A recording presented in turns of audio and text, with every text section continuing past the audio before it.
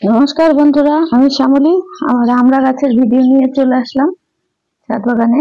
এই দেখুন, বড় সাইজের আমড়া গাছে ফলছে। এই যে এই ভিডিও আমি আরো অনেকবার দেখিয়েছি। মেলায় প্রাইজ পেয়েছি এই গাছের। আমার সতেরোপল্লী নাগরিক সমিতির মেলায় পুষ্প প্রদর্শনী যেখানে হয়।